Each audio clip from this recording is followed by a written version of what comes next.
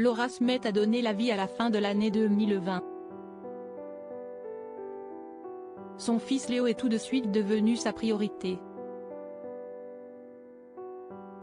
Mais la comédienne trouve tout de même du temps pour prendre soin d'elle. Pour affiner sa silhouette, il n'y a pas vraiment de secret. Ce n'est pas Laura Smet qui dira le contraire.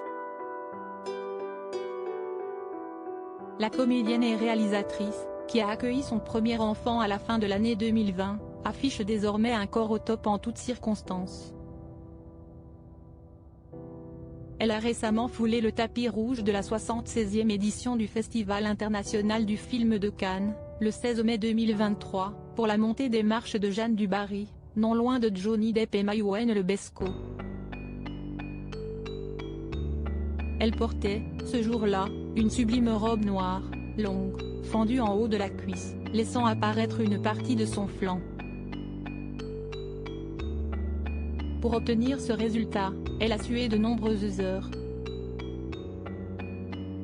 Le mercredi 14 juin 2023, Laura Smet a effectivement partagé un aperçu de sa séance de sport, depuis le Maroc, si l'on en croit le drapeau qui accompagne sa photographie.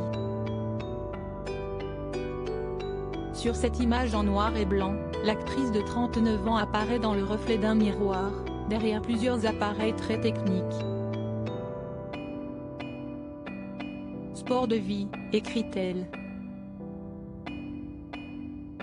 En couple avec l'homme d'affaires Raphaël Lancret-Javal depuis 2013, elle a épousé l'homme de sa vie sur la presqu'île du Cap Ferret en 2019.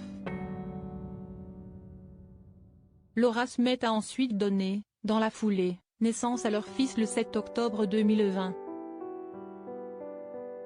Elle avait rendu hommage à son célèbre père, le défunt Johnny Hallyday, en baptisant son enfant Léo, comme le second prénom du rocker.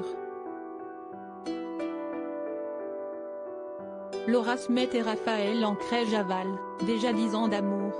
Mais quel est donc le secret de la longévité de leur histoire d'amour? Couplé l'in-time et le professionnel, semble-t-il, puisqu'ils ont récemment envisagé de fonder une maison de production ensemble. Rien que ça. Cela m'amusait de créer quelque chose avec lui, si est-il un geek, moi, pas du tout, expliquait-elle dans les colonnes du journal Le Figaro. Mariés depuis 2019, les Tourtereaux ont, d'ailleurs, célébré il y a peu la première décennie de leur amour au mois de juin. Bientôt 10 ans à deux, rappelait Laura Smet quelques jours auparavant. Je le redis, je t'aime.